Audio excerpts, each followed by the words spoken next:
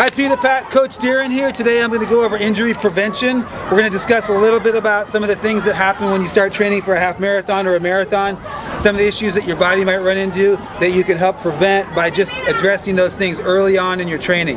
The first thing that I want you to focus on is actually just listening to your body and really paying attention to anything that comes up that might not feel right, because it can turn quickly into something that's very uncomfortable and prevent you from getting your training in. So just really listen to your body, and anytime something that comes up that doesn't feel right or you feel like there's some inflammation, then I want you to think about resting a day, taking an extra rest day, or icing and just relaxing for a day, and then get back into your training and see if that doesn't help. If that doesn't help, you can try taking an extra couple of days off or using any other kind of training that's not running to see if that helps the problem, okay? So specifically, the most minor things that might happen is you might get some rubbing, you might get some blistering or chafing, and those are just issues of wearing the right socks or wearing the right clothes. The dry fit clothing will help you because it doesn't hold water as much, and the same thing also goes for running socks. If you get some nice running socks, it'll help wick the water away and keep your feet moving comfortably in your shoes. Secondly, I want you to look at your feet. Start looking and feeling and paying attention to how your feet feel during and after your runs. If you feel any burning sensation in your bottom of your foot, especially toward the heel, that's something that can really turn into something serious called plantar fasciitis. And it usually takes a while to develop, so you can catch it early. If you start feeling any kind of warmness or tenderness or heat in the bottom of your foot as you're training, you're going to want to back off on your long runs and maybe take a week off. Focus more on low impact exercises like yoga, swimming, or stretching based yoga classes, and then you can return to your running the week after. So that's the general strategy here with injury prevention, is to rest, ice, and then use cross training as much as you can until the injury feels like it's gone down a little bit, and then introduce the running again and see how your body responds to the running. Second thing is shin pain, which is very common with running. It's called shin splints, and it can sometimes be on the outside of the shin or the inside of the shin or even the back part of the shin. And it can turn into something very painful. In the beginning, it just feels like this kind of dull achiness in the shin. But pay attention to it, and what I want you to do if it starts happening is to introduce more walking into your long runs, and I want you to stretch the top of your shin. We're going to go over some stretching in a little bit.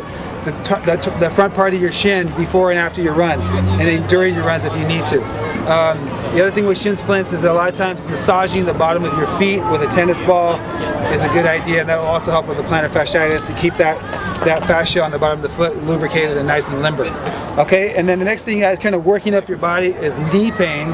If you're feeling any kind of knee pain in the outside of your knee, that's something that's called iliotibial band stress, and that's just inflammation or a little bit of strain on the outside of the knee that's kind of rubbing over that knee during that repetitive running motion. And because running is so linear and so repetitive, it's very common to get that sort of rubbing on the outside of the knee. So what you need to do is stretch your body across your joints.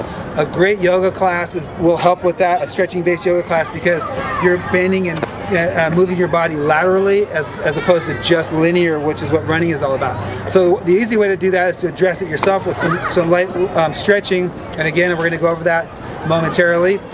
So IT band is the outside of your knee, and just focus on stretching it, icing it, and if you need to rest, take an extra rest day, take an extra rest day, all right?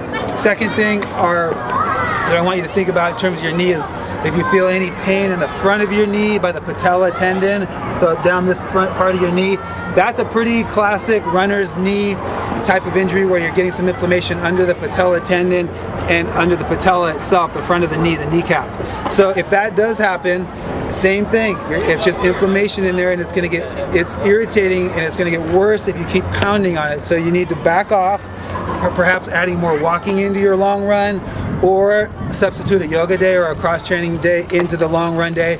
Don't worry about it. You can get back on your mileage the next week, but that's general. Stick with that general formula of backing off on your mileage, ice, rest, and then revisit it a couple days later, mixing in some cross training and some yoga and some stretching.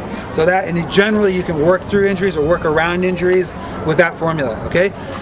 Then coming up your body a little higher, zip into your hips. A lot of times runners get tight hips because, again, it's very linear, and your glutes are very strong, powerful muscles, and they tend to do a lot of the work. So your hips will tighten up, and your hip flexors will tighten up a little bit in the front. So some basic stretches for hip flexors and for gluteal stretching, and your piriformis muscle is a deep gluteal muscle, will help loosen those areas up. And again, a yoga class will do that. and it's a great way to do it is to mix yoga into your cross training during your week. Again, we'll go over some stretching for your hips as well. Focusing on taking a yoga class whenever you can, and we're going to revisit this topic with actual stretches and some cross-training ideas coming up shortly. Okay, so in the meantime, feel free to email us and contact us and get a hold of us if you have any questions, and we look forward to seeing you soon. Thanks.